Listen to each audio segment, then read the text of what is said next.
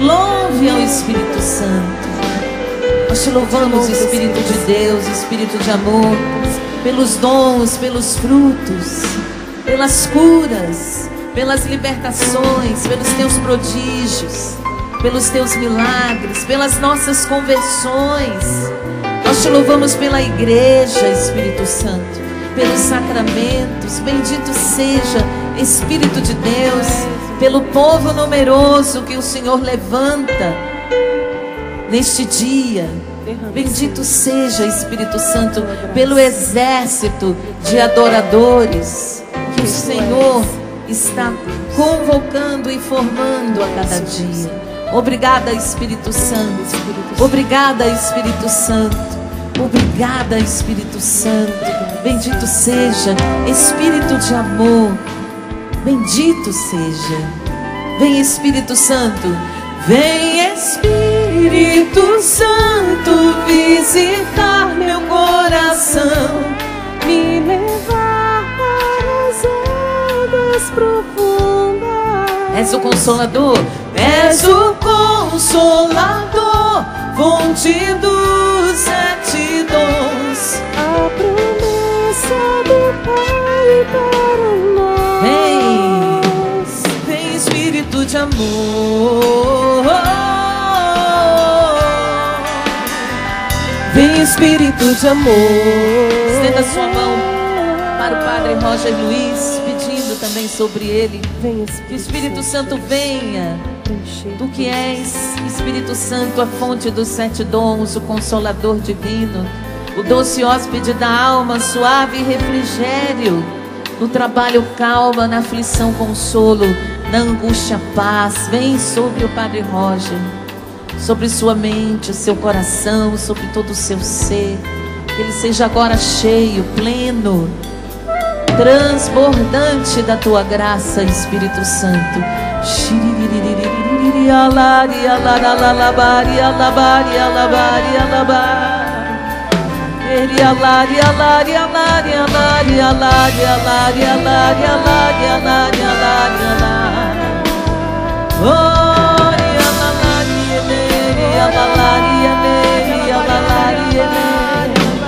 Oh, Ave Maria, cheia de graça, o Senhor é convosco. Bendita sois vós entre as mulheres, bendito é o fruto do vosso ventre, Jesus. Santa Maria, Mãe de Deus, rogai por nós, pecadores, agora e na hora de nossa morte. Amém. Sentando e cantando. Vem, Espírito de amor. Vem, Espírito de amor.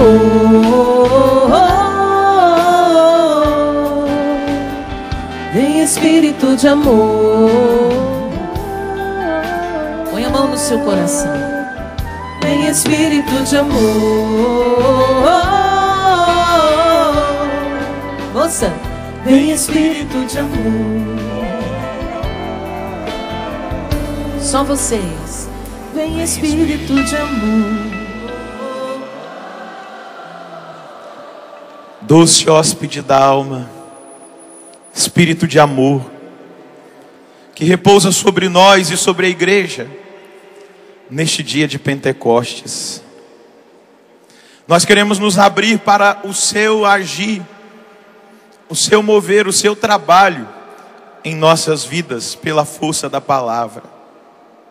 Reconhecendo-nos limitados, colocando-nos dependentes de Ti, das Tuas promessas, da Tua vontade. Nós Te adoramos, Espírito Santo, nesse dia de Pentecostes. E nós assumimos que é o Senhor quem dá vida à palavra que é pregada nessa manhã. É o Senhor quem dá a eficácia, é o Senhor quem penetra os corações. Então realiza isso em nós, Espírito Santo. Nessa manhã de Pentecostes, nessa oportunidade que nós temos de escutar a Sua palavra e de ouvir a Sua direção para nós. Conceda-nos a graça, Espírito Santo, de sermos profundamente atingidos pela autoridade e pelo poder desta palavra que não é nossa, mas é do Senhor. Por isso eu te peço por aqueles que estão aqui e vão ouvir essa palavra, mas te peço por aqueles que nos acompanham pelo sistema Canção Nova de comunicação e aqueles que receberão depois essa mensagem, que todos sejam alcançados pela força e pelo seu poder, Espírito Santo.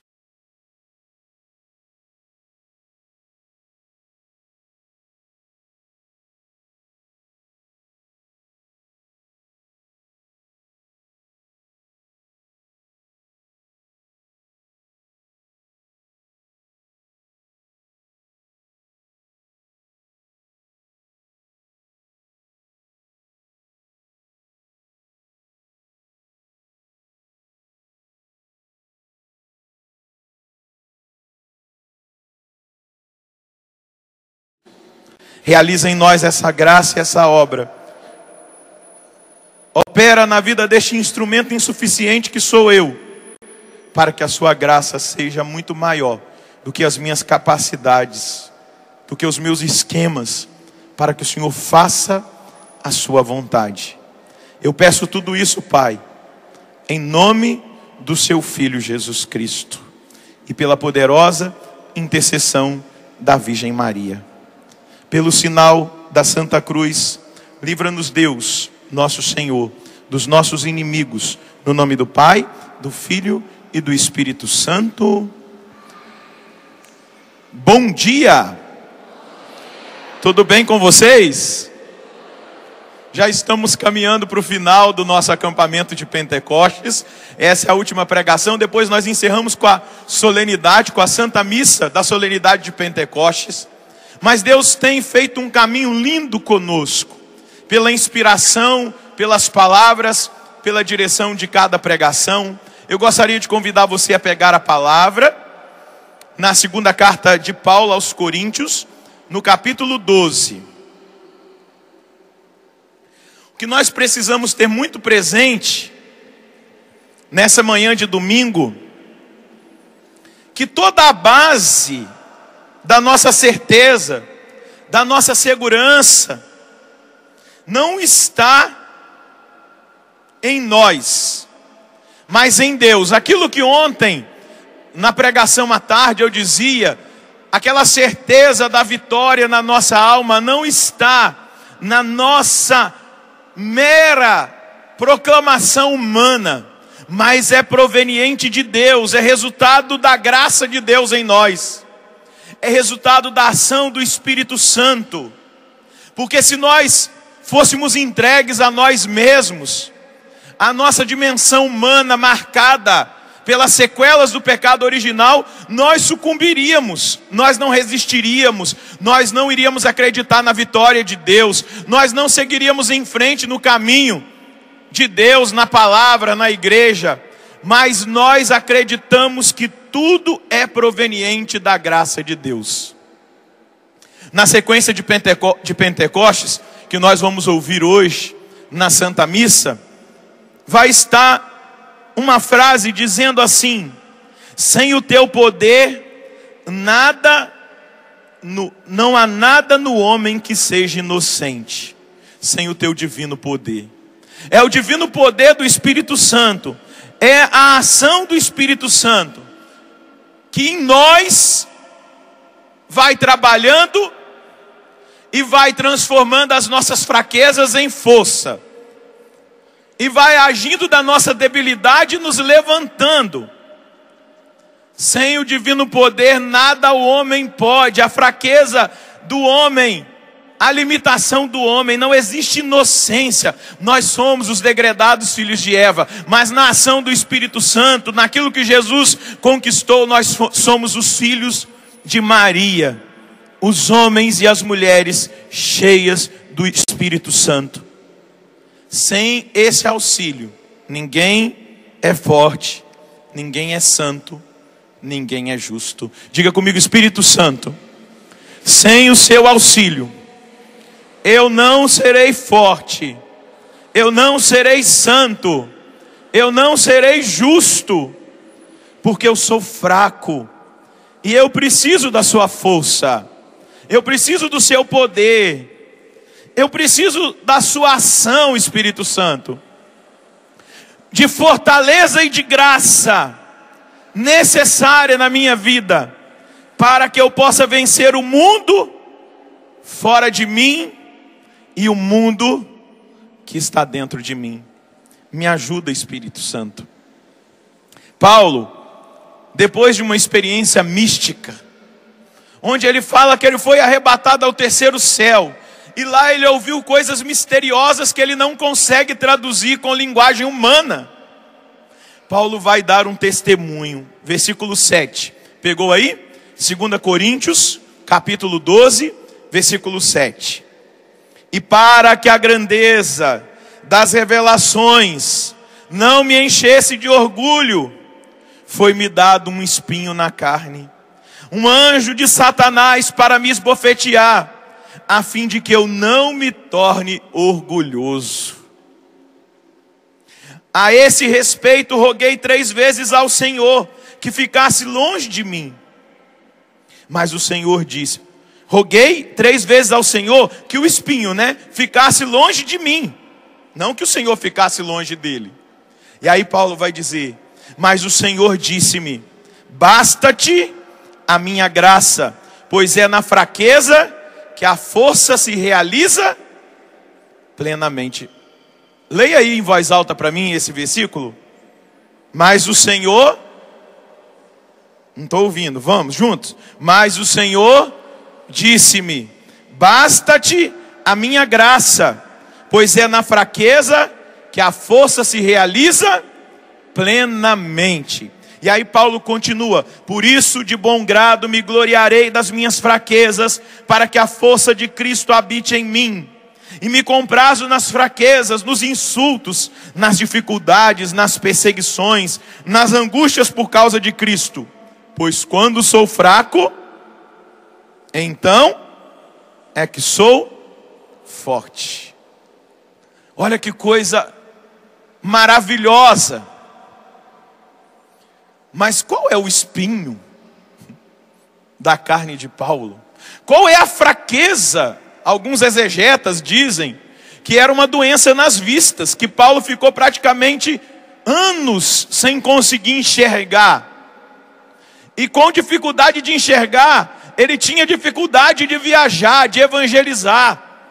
Ele tinha dificuldade de falar do Senhor por causa daquela limitação, porque não era simplesmente uma enfermidade nos olhos que ele ficou ali naquela condição, mas era algo incômodo, não somente a perda da visão, mas alguns outros falam que era uma doença física, outros até mesmo falam que poderia ser uma fraqueza no sentido de pecado, porque às vezes quando nós olhamos a realidade de fraqueza, a gente já logo remete a pecado, mas não é só o pecado que é fraqueza na vida do homem. Mas o que Paulo está dizendo? Que Deus permitiu que ele fosse esbofeteado para que ele não se orgulhasse das experiências espirituais que ele tinha, para que ele não se orgulhasse do ministério frutuoso e poderoso que Deus confiou a ele, mas para que ele sempre entendesse que ele era o humano, o homem frágil, fraco e totalmente dependente da graça de Deus. Meus queridos, se nós não vivermos assim, porque existe dentro de nós uma tendência do orgulho, seja pelo sucesso do nosso ministério, seja por aquilo que a gente vive, por aquilo que a gente tem, por aquilo que a gente acha que já experimentou, principalmente nas esferas espirituais. Se nós nos enchemos de orgulho e de soberba, o Espírito Santo não tem mais espaço para trabalhar na nossa vida. Por isso que Paulo está dizendo, para que eu não me orgulhasse, eu tive que encarar a minha fraqueza. E ao encarar a minha fraqueza, eu me abri à total dependência de Deus. Eu me abri ao trabalho de Deus na minha vida. Eu me abri à força de Deus. E o que ele escuta da boca de Deus, Paulo? Basta-te a minha graça. Basta-te a minha graça. Ou seja, Seja totalmente dependente de mim, Paulo. Dependente do meu espírito. Dependente da ação dele. Não confie na sua carne. Não confie na sua força. Não confie nas suas qualidades. Naquilo que você tem de conhecimento. É bonito o trabalho de Deus na vida de Paulo. Paulo era um homem muito culto. Falava as 3 línguas correntes daquela época. Hebraico, grego e latim. Que era a língua do Império Romano, era o latim. Ele falava fluentemente. Ele conhecia a filosofia. Ele estudou na escola de Gamaliel. Ele conhecia as escrituras. Ele vai dizer que ele era fariseu, um praticante fiel da lei. Paulo tinha um alto conhecimento. Paulo conhecia as poesias gregas. E aí Deus deixa Paulo ir pregar no Areópago. E lá no Areópago Paulo se frustra. Paulo experimenta um fracasso ministerial. Não dá muito certo a passagem dele no Areópago. Os gregos zombam dele. Depois você volta para a gente conversar sobre essa tal dessa ressurreição. Aí fala lá que alguns pouquinhos aceitaram Jesus, inclusive lá um Areopagita. Mas aí Paulo vai viajar para Corinto. E quando ele chega em Corinto e ele vai pregar, ele se sente fraco. Ele diz que ele tem tremor. Eu acho que ele teve uma síndrome do pânico. Quando ele chegou em Corinto, que ele teve que pegar a palavra para pregar de novo, imediatamente ele lembrou do que aconteceu em Atenas. E ele falou, vai acontecer aqui de novo. Aí deu aquela taquicardia, aquele tremor. Ele se sentiu fraco. E ele fala com temor e tremor. E aí ele dá o sentido. Então eu não preguei com a oratória humana. Eu não falei de coisas humanas. Eu preguei Cristo e Cristo crucificado. Foi Deus. Tudo que vocês ouviram, porque quando ele está escrevendo a carta, ele já não está mais em Corinto. E ele vai dizer, tudo que vocês ouviram veio de Deus, não veio de mim. Não veio do meu conhecimento, não veio da minha oratória, não veio daquilo que eu conhecia dos gregos, daquilo que eu conhecia da filosofia, ou dos estudos que eu havia feito. Aquilo que eu testemunhei para vocês foi uma demonstração do poder de Deus. Quem aqui quer ser santo? Levanta a mão. Olha, aplauda aí esse que quer ser santo que está aí do seu lado. Que coisa linda. É isso mesmo, essa deve ser a nossa aspiração. Mais uma vez, um irmão chamado Leão, que era um dos amigos próximos de São Francisco de Assis. Eles estavam lá, aqueles primeiros seguidores de São Francisco. E eles disseram uns aos outros, será como que Francisco reza? A gente quer aprender a rezar, a gente não sabe rezar. Talvez a gente está rezando tudo errado, mas vamos lá para aprender a oração com São Francisco. Então, Leão, você que é mais próximo, vai lá onde ele está rezando, fica lá e escuta o que ele está rezando. E aí o irmão Leão foi, curioso, né? Aí chegou lá, o que ele percebeu? Porque Francisco era um homem franzino, no sentido de totalmente rendido a Deus, mas interiormente muito forte, por causa da sua rendição. E o irmão Leão ficou ali, e ele percebeu que horas o Francisco estava em silêncio, diante de Deus, num profundo silêncio de contemplação, numa profunda intimidade. Mas num dado momento, o irmão Leão escutou Francisco orando. E o que Francisco orava? Francisco dizia, quem és tu? E quem sou eu? Tu, o Altíssimo. Eu, um pobre miserável, pecador.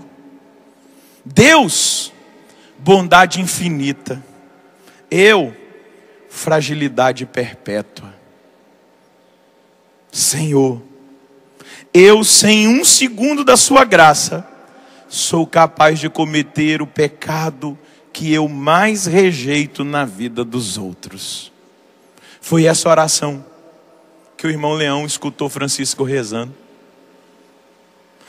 O irmão Leão não escutou Francisco dizendo assim: olha, eu sou o pobre de Assis, Senhor, eu cuido dos seus pobres. Olha quanto trabalho de caridade eu faço, Senhor. Eu prego o evangelho com a minha vida, as pessoas me veem e se entusiasmam. Olha quantos seguidores eu tenho. Olha, Senhor, quem sou eu? O Senhor lembra que eu era rico e eu deixei tudo para te seguir? Saí até pelado na frente do bispo. Todo mundo me viu nu, porque eu não queria levar nem a roupa do meu corpo, porque eu não queria mais ter apego. Está vendo, Senhor, como eu sou bom, como eu sou santo? Não, Francisco reconheceu quem ele era diante do tudo. Esse é o segredo dos santos.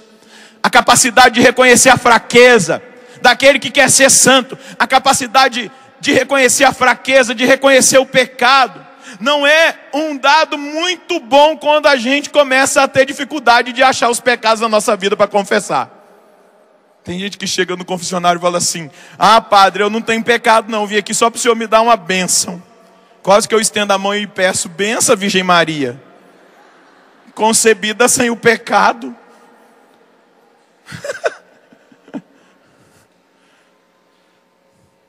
Começa a pedir o Espírito Santo para você ver se ele não vai te mostrar. João Paulo II confessava toda semana. Tamanho sentimento de miséria.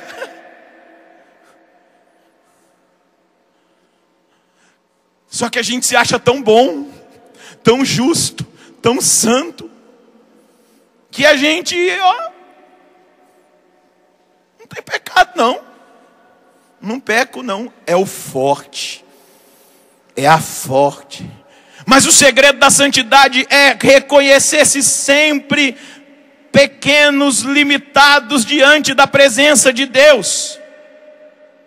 O santo é aquele que reconhece-se fraco, porque às vezes nós fazemos uma imagem de santidade muito nos filmes da Marvel, dos super-heróis, com superpoderes imbatíveis. João Paulo II dizia que o santo é aquele que cai e se levanta, e vai sendo ali trabalhado por Deus em cada queda, vai tendo seu caráter forjado, vai reconhecendo-se limitado. Olha para Santa Teresinha, olha para Teresa d'Ávila, se sentiam nada diante de Deus. Tem uma grande santa carismática, ela é até reconhecida como a carismática. Lá no Oriente chamam ela de microfone do Espírito Santo. Santa Miriam de Jesus crucificado. Sabe como que ela se reconhecia? O pequeno nada. O pequeno nada. E ela dizia: quando eu morrer eu vou feder. Imediatamente a minha morte eu vou começar a exalar o cheiro da minha limitação. Uma mulher que desde o noviciado, ainda menina, recebeu os estigmas, que tinha êxtase ao ponto de ficar em cima das árvores, levitando. Tinha um dom da profecia, teve o coração transverberado, passado pela cruz. O exame depois da morte dela mostra o sinal da lança. Uma mulher cuidada por Deus, e ela se diz: eu sou o pequeno nada diante do tudo. Ser cheio do Espírito Santo, não tem como nós sermos cheios do Espírito Santo, cheios de vaidades e de orgulhos. Nós temos que entender que nós somos frágeis. E é muito bonito ver na Bíblia a fragilidade dos homens de Deus e das mulheres de Deus. Ontem o padre Fábio fez, na homilia lá, um histórico dos fracos que Deus escolheu. Mas olha para Sansão, um homem forte, nazireu, consagrado a Deus, escolhido por Deus para ser juiz em Israel. Mas um homem com uma fragilidade muito grande nos seus afetos, na sua sexualidade. E Sansão foi se envolvendo de uma maneira nas paixões da carne, ao ponto de Sansão ir abandonando a lei, abandonando os propósitos e os princípios da sua religião. Se envolveu com estrangeiros que não podia na lei. Aí ele se apaixona por Dalila. E Dalila era ali uma enviada do capiroto, né?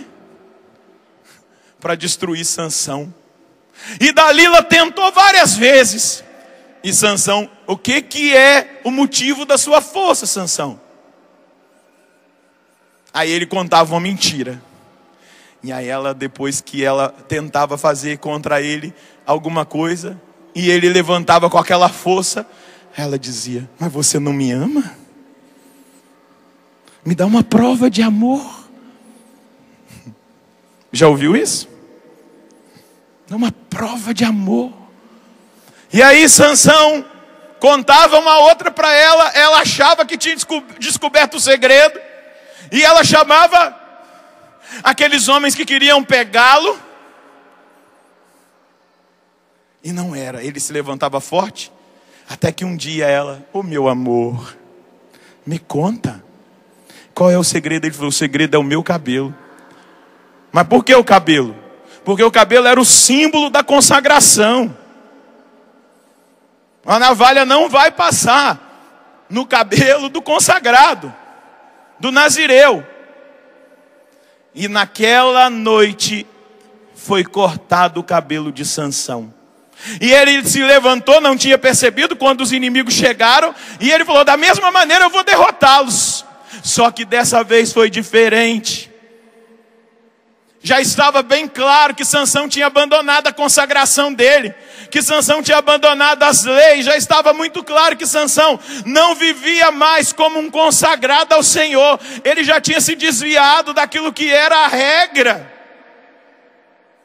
Imaginemos nós que somos consagrados da Canção Nova. A gente se diz consagrado e não vive as regras, aquilo que na nossa comunidade o nosso pai fundador determinou.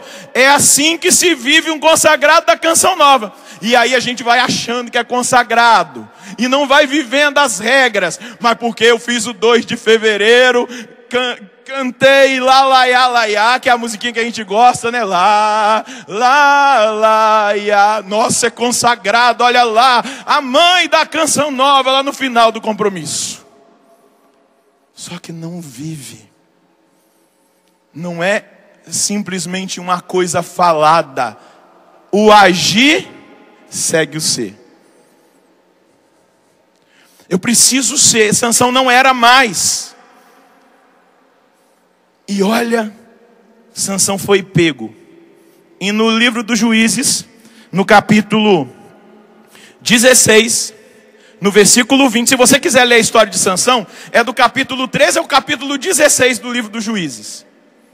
E lá tem uma palavrinha terrível. Mas ele não sabia que o Senhor o havia deixado. Quando ele é pego, e aí eles pegam ele, furam os olhos dele. Sansão não sabia que o Senhor o havia abandonado. Não que o Senhor o havia abandonado, mas a consagração não existia mais. A força que era o que movia a vida de Sansão não existia mais, porque ele era infiel. E aí Sansão é preso, é colocado lá no cárcere, e depois eles levam Sansão para um templo onde eles estavam cultuando um falso Deus como um prêmio. Mas Sansão já tinha rendido o coração dele a Deus, tinha reconhecido as fraquezas dele, e a força de Deus voltou para a vida de Sansão, porque Sansão reconheceu-se fraco, dependente de Deus. E aí ele pede: Senhor, que o Senhor use da minha vida de novo, para que eu possa libertar o meu povo. E ali a força é demonstrada e Sansão derruba aquele templo e acaba com aquela idolatria e com o domínio daquele povo sobre Israel. Mas veja, um homem escolhido de Deus, que só continuou na presença de Deus quando reconheceu a sua fraqueza. Diga comigo: Senhor, que eu reconheça cada dia mais a minha fraqueza, para que a sua força haja na minha vida. Quer ver um outro homem fraco? O rei Davi. O rei Davi. Ontem o padre Fábio falou dele. Um rei que foi escolhido por Deus depois do pecado de Saul. Samuel foi até a casa de Jessé, e nenhum dos 7 filhos que estavam à toa em casa foram escolhidos. O único que foi escolhido é o que estava trabalhando, Davi. Não era o mais forte, não era o mais belo, não era aquele que tinha porte físico para a guerra. Era frágil, franzino. E quando ele chega, porque Samuel disse: nós não vamos comer enquanto não chegar Davi. E quando Davi chega, Deus diz: é esse que eu escolhi. Samuel unge Davi, e ali diz que a partir daquele momento o Espírito Santo começou a agir na vida de Davi. Mas Davi, depois que tornou-se rei de Israel, o seu exército estava em guerra, e Davi resolveu ficar morgando em casa numa vida boa. Enquanto o reino estava em guerra, Davi estava dormindo. E diz a Bíblia, lá no primeiro livro dos reis, ou melhor, em Samuel, certo dia, olha a hora que ele estava acordando. Diz que Deus abençoa quem cedo acorda, né? Certo dia, ao entardecer, levantando-se de sua cama, Davi foi passear no terraço da sua casa. Ao invés de estar trabalhando, ele estava morgando. Estava fazendo hora. E ele sobe no telhado. Betsabeia, a Bete, estava tomando banho nua. E o rei olha, imagina, quem acorda de tarde já não rezou mesmo, né? Jesus avisa depois, lá em Marcos capítulo 14, versículo 38. Orai e vigiai, para não cairdes em tentação, porque o vosso espírito está pronto, mas a vossa carne é fraca. Então Davi subiu e viu aquela mulher linda tomando banho nua. E aí ele manda chamá-la, deita-se com ela, comete o pecado do adultério, ela engravida. E ele manda chamar o marido dela, para que o marido se deitasse e enganasse, né? Ela está grávida de mim. Mas ele, fiel, estava onde? Na guerra, trabalhando. Fiel, ele não vai para casa. Davi embebeda Urias, para ver se pelo menos bêbado ele se tornava um pouquinho menos fiel. Urias dorme na porta do palácio. Aí Davi toma uma outra decisão: vou mandar matar esse cara. Escreve uma carta para o chefe de comando do exército e fala: coloca Davi na frente da batalha, para que no primeiro enfrentamento, ou melhor, coloca Urias na frente da batalha, para que no primeiro enfrentamento ele tombe. Foi exatamente o que aconteceu. Urias morreu e Davi pegou a Bete e levou para dentro da casa dele. Só que aí ele estava tranquilo, né?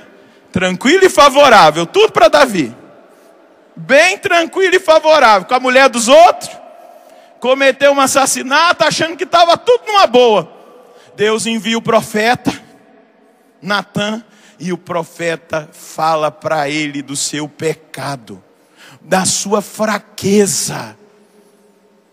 Mostra para ele a limitação. E naquela hora Davi se prostra envergonhado diante de Deus. E ele ora, ele compõe um salmo, que é aquele Salmo 50. O miserere. E chega um momento que Davi diz: criai em mim um coração que seja puro. O versículo 12: dai-me de novo um espírito resoluto, um espírito decidido. Mas Deus trabalhou na vida dele quando ele percebeu a sua fraqueza. Diga para quem está do seu lado: você quer ser santo? Pergunta para ele: quer ser santo mesmo? Reconheça a sua fraqueza, a sua limitação. Pois é quando sou fraco que então eu sou forte. Naquela hora que Davi reconhece a sua fraqueza, de novo o Espírito toma a vida dele, começa a governar e começa a dirigir. E Davi se torna um grande homem de Deus, um grande líder, um grande guerreiro, que abençoa a nação de Israel, com o seu reinado de mais de 30 anos. Mas Deus precisou mostrar o fracasso. Quer ver outro fraco que precisou reconhecer a sua limitação e o seu orgulho? O profeta Elias, o profeta do fogo. Elias vai lá, sobe no monte, desafia os profetas de Baal. Elias deu voz para a chuva parar. E, gente, essas manifestações poderosas vão gerando um orgulho no coração do homem, se ele não se rende. Imagina, eu falei para a chuva parar 3 anos e meio, ela parou. Eu sou o cara, sou forte, poderoso, meu irmão. Aí a chuva parou, ele desafiou os profetas, zombou deles, e aí fez a oração: que caia fogo do céu, para que este povo reconheça que há Deus em Israel. E o fogo do céu cai, queima as oferendas. Davi passa a espada aos profetas de Baal, acaba com a falsa profecia em Israel. E aí ele acha que Jezabel e Acabe iam se render aos pés dele. E aí Jezabel manda perseguir e matar o rei, ou melhor, o profeta Elias. E aí o que acontece? Pega aí para você ver. Vamos lá, em 1 Reis, capítulo 19. Para você ver que os homens da Bíblia são limitados. Versículo 1. Achou aí? Mas Deus age na vida do limitado, daquele que se reconhece. Vamos lá. Acabe contou a Jezabel tudo o que Elias tinha feito e como tinha passado ao fio da espada todos os profetas de Baal. Então Jezabel mandou um mensageiro a Elias para lhe dizer: os deuses me cumulem de castigo, se amanhã a esta hora eu não tiver feito contigo mesmo que fizeste com a vida desses profetas. Elias ficou com... Meu Deus, dá para imaginar o profeta do fogo com medo? Elias ficou com medo, e para salvar sua vida partiu, chegou a Bersabeia de Judá, e ali deixou seu servo. Depois adentrou o deserto e caminhou o dia todo, sentou-se finalmente debaixo de um junípero, e pediu para si a morte. Aqui Elias estava deprimido, dizendo: agora basta, Senhor, tira minha vida, pois eu não sou melhor que meus pais. E deitando-se no chão adormeceu à sombra de um junípero, e de repente um anjo lhe tocou e disse: levanta-te, come. Ele abriu os olhos e viu junto à sua cabeça um pão assado na pedra e um jarro de água. Comeu, bebeu e tornou a dormir. Mas o anjo do Senhor veio pela segunda vez, tocou e disse: levanta-te e come. Ainda tens um caminho longo a percorrer. Elias levantou, comeu e bebeu, e com a força desse alimento andou 40 dias e 40 noites, até chegar ao Horebe, o monte de Deus. E o que acontece no Horebe? Elias encontra aquele que é forte, aquele que é santo, aquele que fortalece o fraco, aquele que encoraja o medroso, aquele que levanta o abatido. Elias encontra-se com Deus na brisa suave, e ali Deus manda: volta. eu não acabei a missão que eu tinha para fazer na sua vida. Volta. Meus queridos, minhas queridas, é no reconhecimento da nossa fragilidade, de que nós somos incapazes de ser santos, justos, fortes, que a fortaleza do Espírito de Deus age na nossa vida. Nós precisamos compreender o mistério da força de Deus na nossa fraqueza. É Deus que nos santifica, não somos nós. É Deus que nos fortalece, não somos nós. É Deus que nos encoraja, não somos nós. É Deus que nos usa, não somos nós os superpoderosos. O Todo-Poderoso é o Senhor, o Deus Altíssimo. E é esse Espírito Santo que Ele quer dar para você. Um espírito de coragem, um espírito de fortaleza. Um espírito que vai provocar, o Espírito Santo que vai te provocar para que você seja aquilo que Deus quer. Vai lá agora em Romanos, capítulo 8. Versículo 26.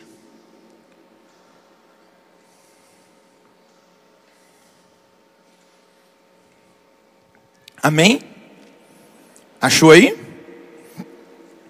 Da mesma forma, o Espírito vem em socorro da nossa fraqueza.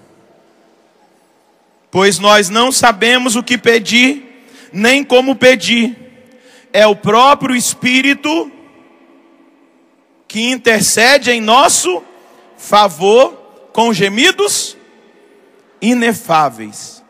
E aquele que examina os corações sabe qual é a intenção do Espírito, pois é de acordo com Deus que Ele intercede em favor dos santos.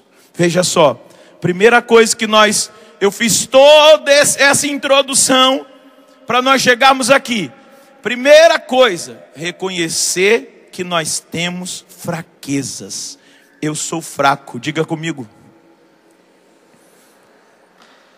Eu estou achando que você está igual aqueles que chegam lá no confessionário. Eu não tenho pecado. A Imaculada, o Imaculado. Diga comigo, eu sou fraco. Agora eu vou perguntar, mas você não precisa falar não. Qual é a sua fraqueza? Não precisa falar não. Para que nós entendamos que a vitória não é ação da nossa força. Para que nós entendamos que nós não podemos ficar pautados na nossa autoconfiança. Nós precisamos compreender que nós temos muitas fraquezas. Temos fraquezas físicas, temos fraquezas emocionais, temos fraquezas morais, fraquezas existenciais.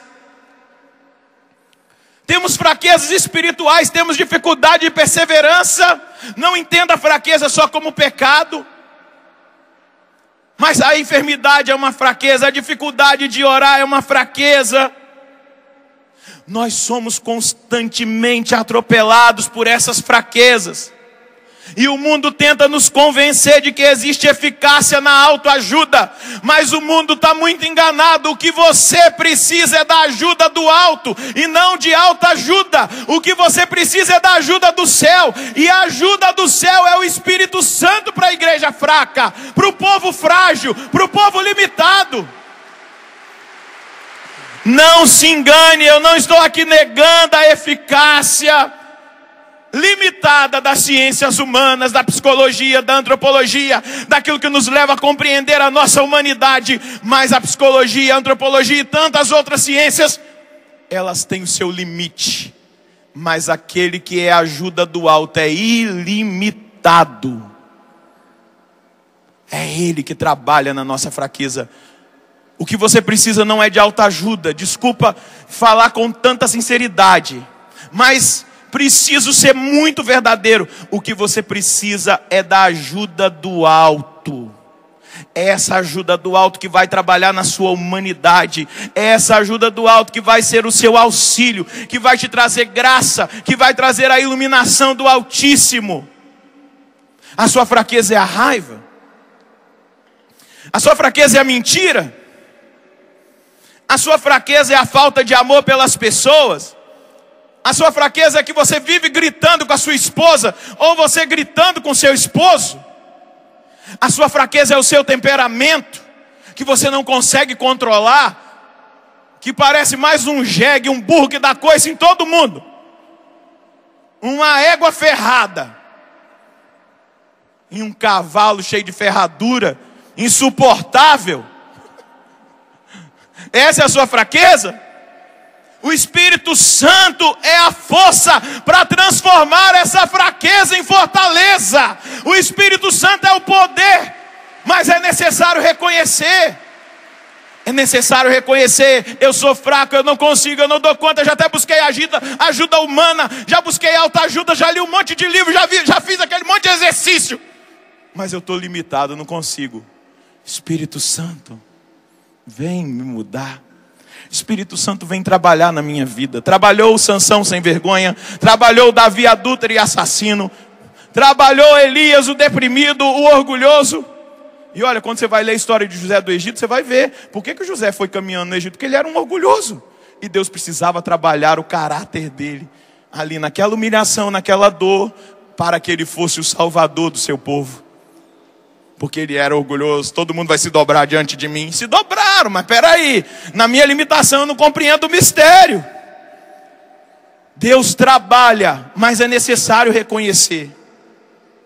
Pega aí a carta aos Gálatas, para nós entendermos, queridos, que a nossa carne, ela está profundamente sujeita.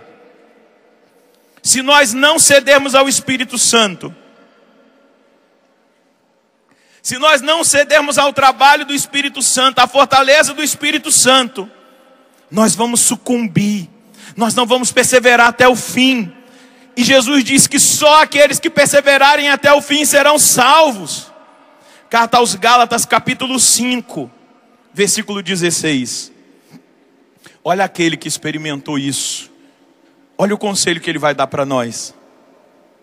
Eu vos exorto: deixai-vos sempre guiar pelo Espírito, e nunca satisfaçais o desejo da carne, pois o que a carne deseja é contra o Espírito, e o que o Espírito deseja é contra a carne. São o oposto um do outro, e por isso nem sempre fazeis o que gostariais de fazer. Quando eu me submeto ao Espírito Santo, eu não faço o que eu quero fazer, eu faço o que Ele quer que eu faça. Aí está a dificuldade, porque a gente quer fazer a nossa vontade. A gente é filho birrento. O pai disse que não, e eu birro, bato o pé e faço escondido. Ou faço birra, cai na frente. Eu era assim, né? Quando eu era criança. Não vai não, aí eu fazia um escândalo. Eu lembro uma vez, eu fico brincando com a mãe, não sei se ela está assistindo lá, que se tivesse a lei da palmada, ela estava presa.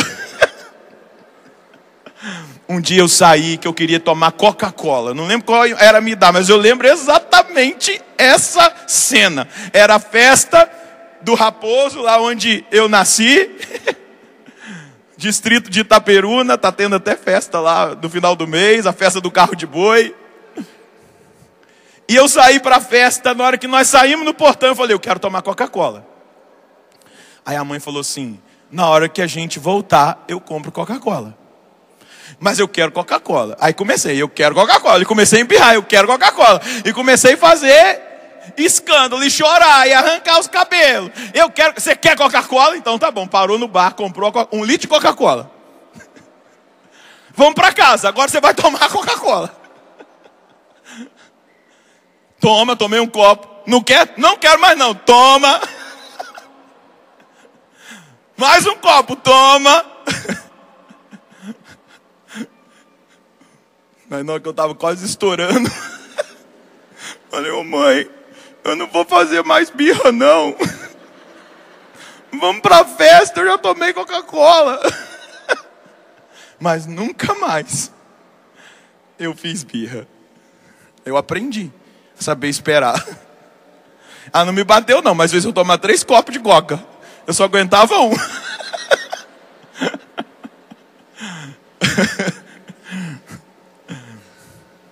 Às vezes a gente é criança birrenta, a gente age dessa maneira, fica fazendo beicinho, fica querendo fazer a nossa vontade, e muitas vezes a nossa vontade, desculpa usar essa palavra pesada, vai levar a gente para a desgraça.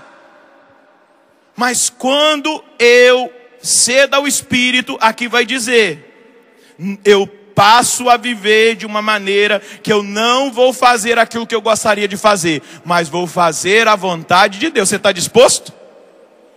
É isso aqui, a vida no Espírito é dessa maneira. E aí, versículo 18: se porém sois conduzidos pelo Espírito, então não estáis sob o jugo da lei.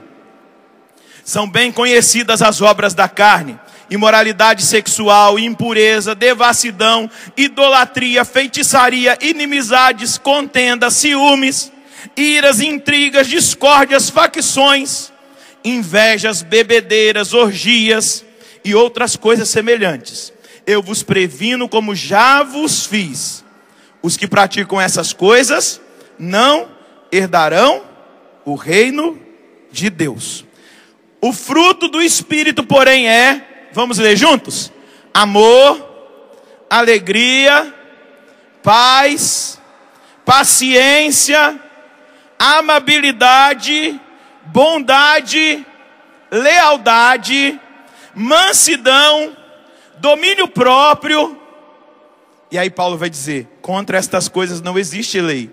Os que pertencem a Jesus Cristo crucificaram a carne com as suas paixões e com os seus desejos. Se vivemos pelo Espírito, procedamos também de acordo com o Espírito. Essa é a vontade de Deus para a minha vida. Diga para quem está do seu lado, essa é a vontade de Deus para a sua vida. Que você viva uma vida no Espírito. Fala para ele, dá uma sacudida nele aí para ele acordar. Fala, ei, Deus quer que você viva uma vida no Espírito,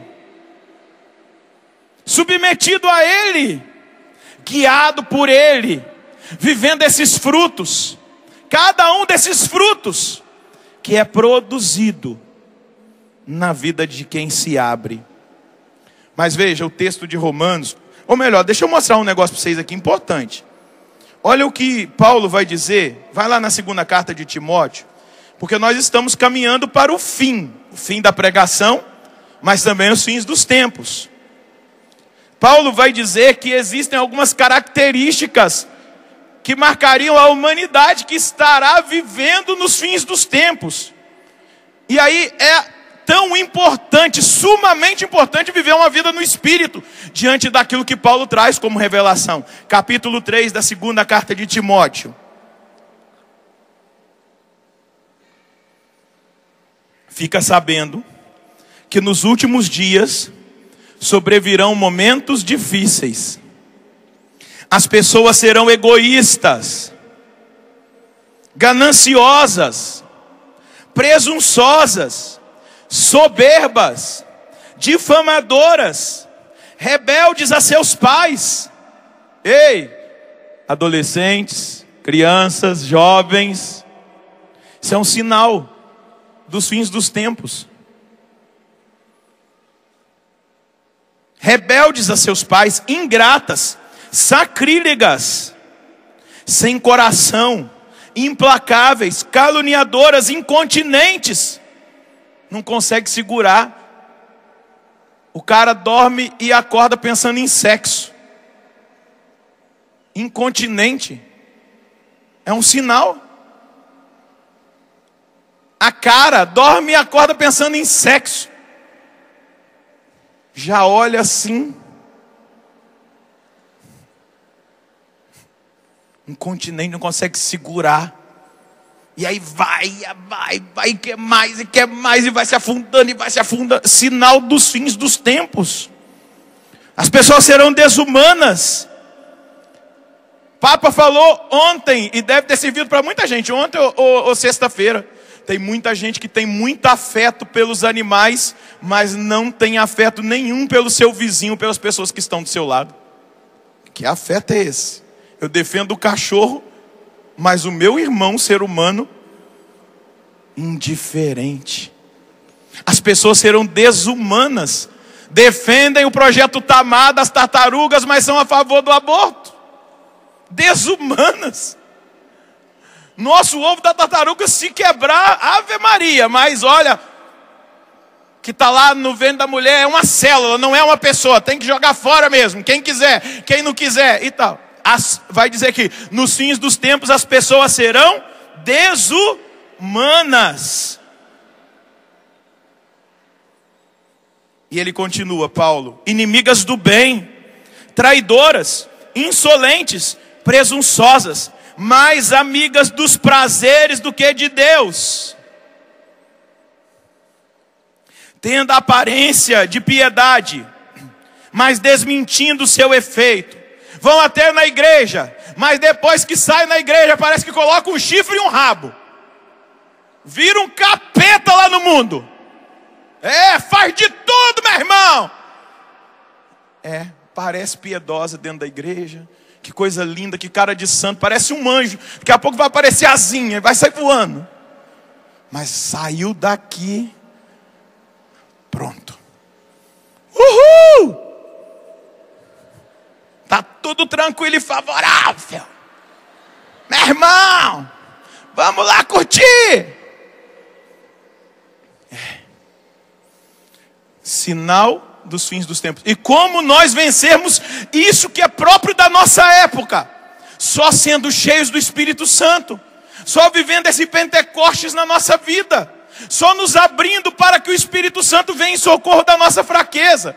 E aí Paulo vai continuar lá naquele texto de Romanos. Volta lá. Romanos 8, 26. Não sabemos orar como convém. A nossa fraqueza vem dessa dificuldade de orar. Nós somos fracos porque não conseguimos manter uma completa e ininterrupta comunhão com Deus.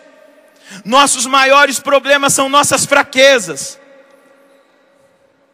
Mas nosso distanciamento, vou falar de novo, os nossos maiores problemas não são as nossas fraquezas, mas o nosso distanciamento daquele que é onipotente, a nossa inconstância, a nossa indisciplina, a nossa dificuldade de perseverança na oração.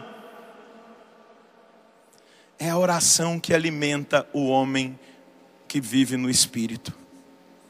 Disciplina, orar no secreto. Não espera só orar assim quando nós estamos reunidos, não. A oração do secreto, da intimidade, Jesus disse: entra no seu quarto. Jesus ensinou isso: entra no seu quarto e fala ao seu pai que está no secreto. Mas hoje não tem grupo de oração. Eu só vou na missa do domingo porque eu não tenho condição, eu chego em casa muito tarde do meu trabalho. Entra no seu quarto, no secreto, na sua sala, no seu banheiro. Talvez você não vai poder orar no seu quarto porque seu marido não é muito cristão e ele vai ficar irritado. Entra no banheiro, tranca a porta. Ali é o seu lugar secreto. Vai no quintal. Mas não fica sem comunhão com Deus diária, de intimidade. Senão a gente vai ficar oscilando, caindo, dando contra-testemunho. E nós vamos entender que a oração é essa força. Jesus vai dizer lá em João 15, versículo 5: sem mim, nada podeis fazer. Segura na mão de quem está do seu lado. Balança a mão dessa pessoa. Diga: Jesus está dizendo para você, seu fraco, fracote. Ei, Jesus está dizendo para você: sem mim, nada podeis fazer. Diga mais uma vez para ele: sem mim, nada podeis fazer. Balança a mão dele e diga: Jesus está dizendo, sem mim, nada podeis fazer. Esse é o chamado. Balança a mão dele, esse é o chamado. A partir desse Pentecostes, buscar a intimidade, a oração cotidiana, orar no secreto. Bendito seja Deus se você consegue ir na capela todo dia adorar o Santíssimo. Continua segurando a mão do irmão aí. Bendito seja Deus se você consegue ir na missa diária. Bendito seja Deus se você consegue ler a palavra, meditar na liturgia. Glória a Deus. Balança a mão dele, diga glória a Deus. Mas seja constante. O Espírito Santo quer te dar constância. e te dando constância, te dá substância, força para você não desistir. Diga para esse irmão, Marcos 13:13. Mas aquele que perseverar até o fim, diga para ele, mas aquele que perseverar até o fim será salvo. Aleluia, glória a Deus, glória a Deus. Persevera aquele que mantém-se em oração. E é na oração que nós vamos descobrindo o nosso nada. Para a gente já orar, o livro do Levítico no capítulo 6. Você não precisa pegar não. Anota aí.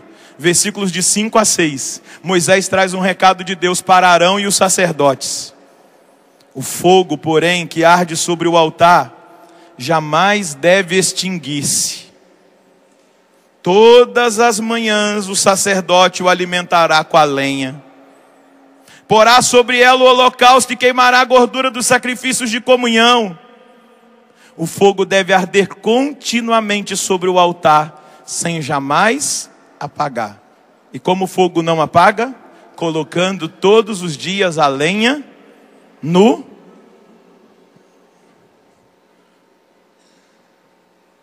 altar do sacrifício, no nosso coração.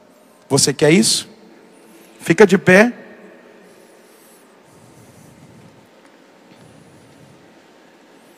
O Espírito Santo é a força dos fracos. Para nós orarmos de uma maneira nova, Paulo vai dizer, é o próprio Espírito que intercede em nosso favor com gemidos inefáveis. O Espírito Santo sabe o quanto nós somos ignorantes.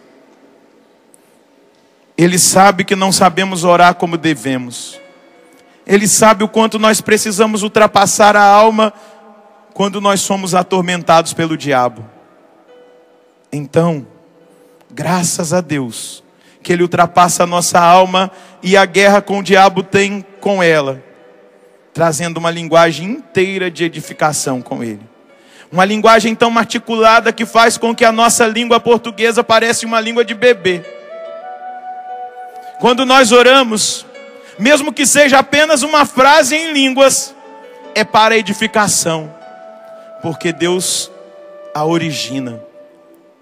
O Espírito Santo pode se expressar em um parágrafo, o que nós levaríamos um dia inteiro para falar com Deus.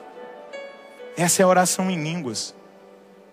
É uma linguagem maravilhosa, e o Espírito Santo a usa para expressar não apenas o mistério do Cristo em nós, mas o chamado de Deus, o qual nós não podemos cumprir com a nossa força.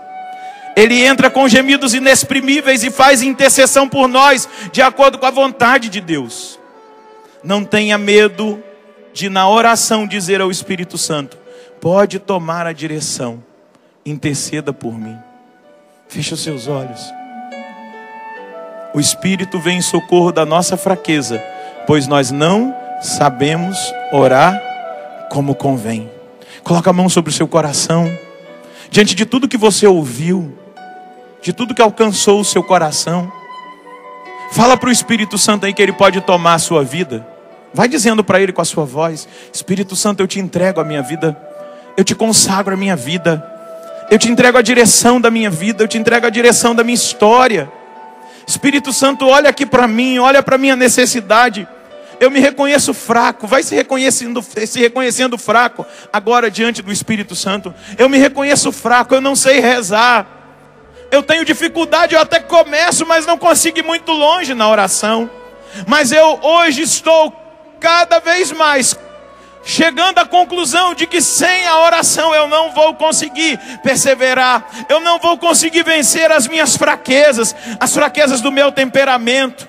Espírito Santo, se tu não tomares a direção da minha vida, eu não vou conseguir superar essa enfermidade. Eu não vou conseguir superar essa crise no meu matrimônio. Eu vou me sentir fraco e vou sucumbir. Não vou conseguir ir até o fim no meu propósito de santidade. Vai dizendo para Ele, Espírito Santo, toma a minha vida, toma a direção. Agora começa a interceder pela minha voz, começa a interceder por mim. Espírito Santo, vai dizendo para ele, até principalmente você que nunca orou no Espírito, que nunca orou em línguas, que nunca deixou brotar do seu coração os gemidos inexprimíveis, vai dizendo: eu quero, Espírito Santo, eu quero fazer essa experiência, eu não quero mais governar a minha vida, eu não quero mais entender, porque eu quero confiar a minha vida a Ti, Espírito Santo. Nesse dia de Pentecostes é o novo que eu desejo, que a minha vida seja governada, direcionada, que a minha vida seja comandada por Ti, Espírito Santo. Eu não sou mais dono de nada, eu não conheço mais nada. Eu quero, Espírito Santo, eu quero orar com gemidos inexprimíveis. Vai agora com seus olhos fechados, para você não se distrair, elevando seus braços lá no alto.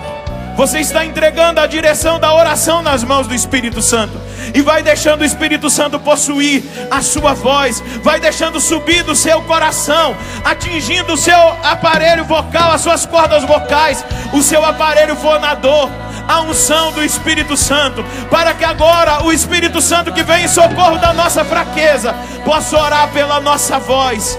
E vai soltando agora a sua voz na linguagem do Espírito.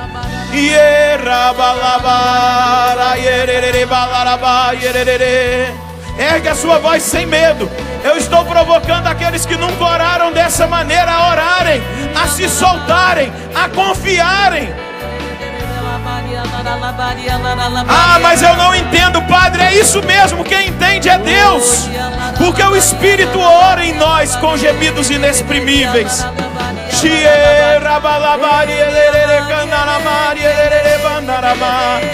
Vem em socorro da fraqueza da igreja, Espírito Santo. Vem em socorro da fraqueza da igreja. Vem em socorro da fraqueza de cada um de nós que aqui estamos. Vem em socorro da fraqueza da canção nova. Vem em socorro da fraqueza que está presente em mim por causa do pecado original. Vem em socorro, Espírito Santo. Vem em socorro, Espírito Santo. Eu sou fraco, ora em mim, Espírito Santo.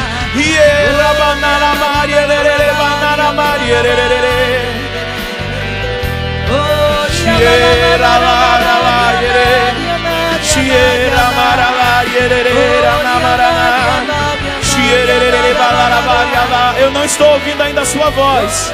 Solta a sua voz. Vai contagiando quem está do seu lado com a sua oração. Coloca força na sua voz. E aqueles que não oravam, vai se envolvendo, vai se deixando.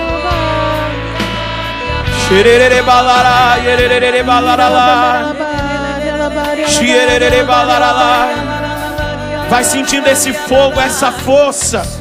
Vai sentindo esse mover do Espírito Santo que vai avivando o seu coração, que vai te levando ao entendimento de que Ele pode na sua vida, de que Ele é forte, de que Ele é santo, de que Ele é justo, de que Ele pode no seu temperamento, de que Ele pode na fraqueza da sua sexualidade, de que Ele pode nos seus pensamentos, de que Ele pode nos seus desejos desordenados, de que Ele pode na fragilidade da sua realidade física, que Ele pode nessa fragilidade psíquica que você enfrenta, da depressão, do pânico, da angústia, da dor que você não sabe dar nome.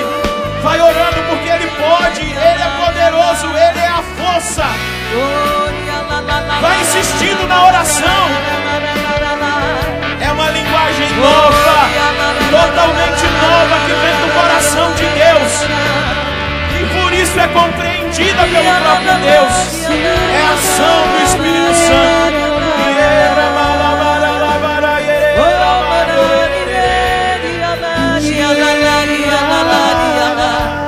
Vem Espírito Santo de Deus. Seus braços, canta. Vem Espírito Santo de Deus, com tua força, com tua força, com tua força, com tua força. Cante você.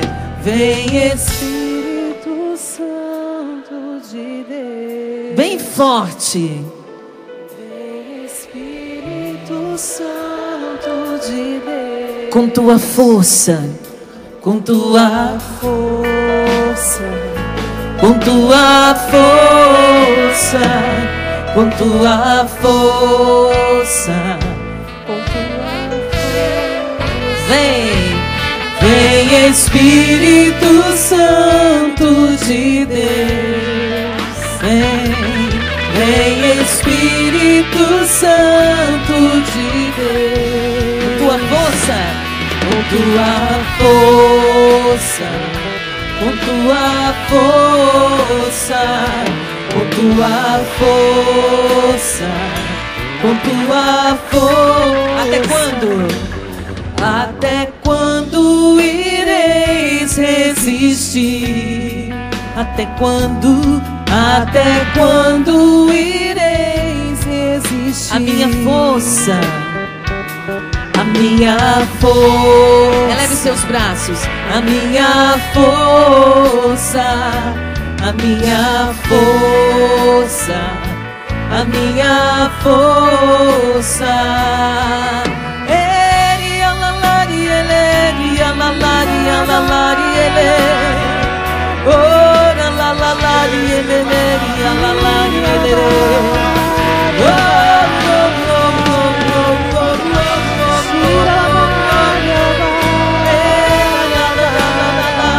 Solta a voz.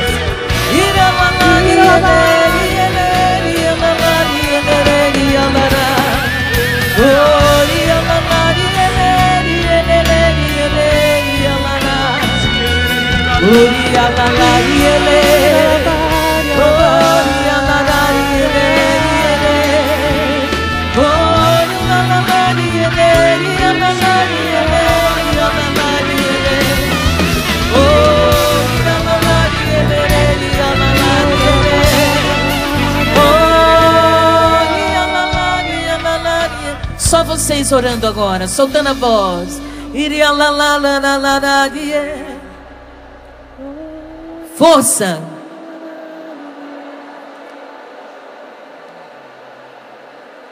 Você que nunca rezou, reze, solta a voz.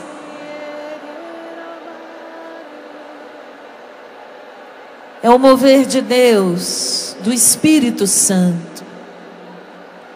Mais forte.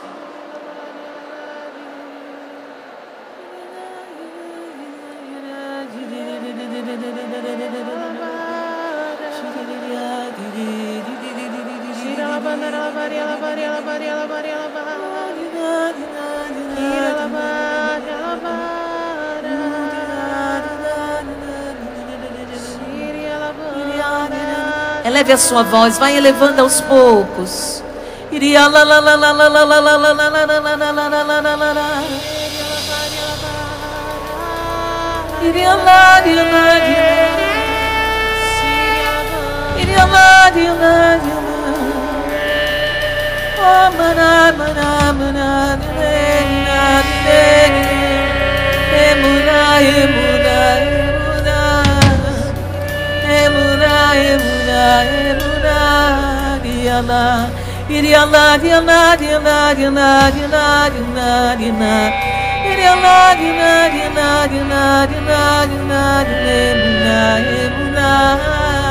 Eleve sua voz.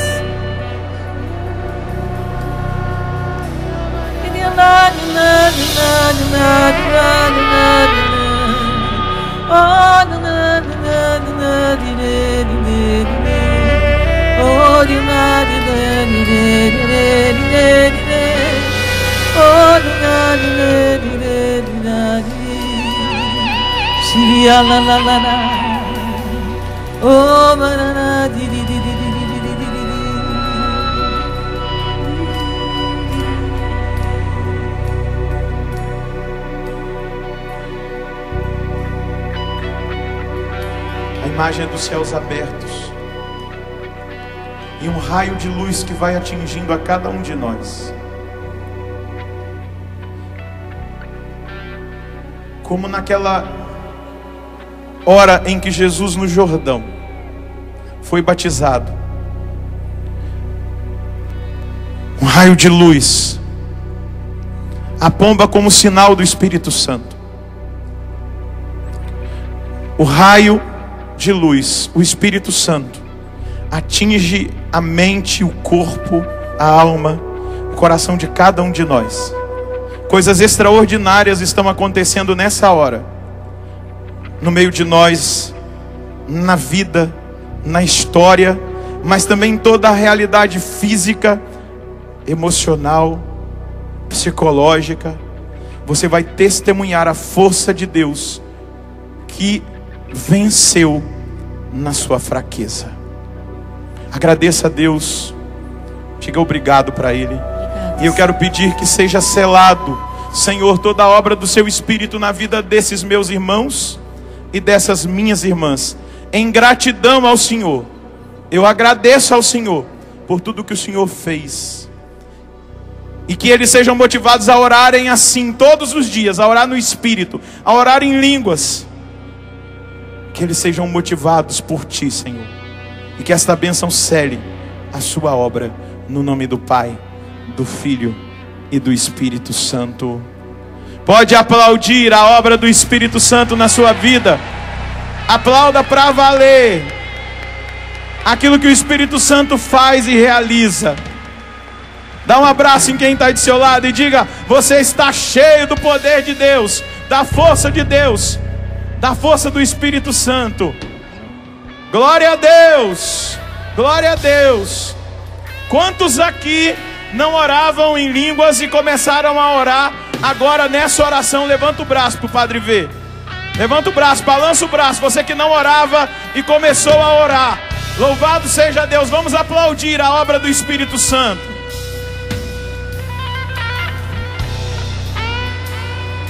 Amém? Amém? Só divulgar algo muito bom. Eu escrevi um livro de oração chamado Experiência do Avivamento, 50 dias de clamor. Se você tem dificuldade de rezar, começa a treinar com esse livro.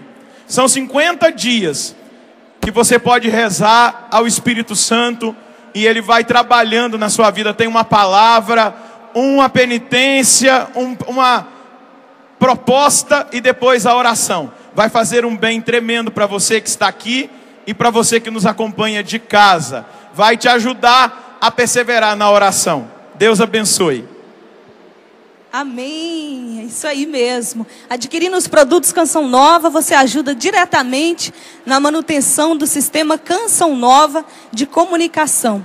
E olha só, você que está nos acompanhando, que não pôde participar deste acampamento, olha só, tem como você adquirir as nossas pregações. Está num preço especial, as 8 pregações deste acampamento de Pentecostes. Basta você acessar loja.cançãonova.com ou ligar no nosso telefone 12 3186 2600. Tá bom? Família, Deus abençoe. Nós retornamos então no horário das 14 horas. E você que está nos acompanhando, continue com a nossa programação normal.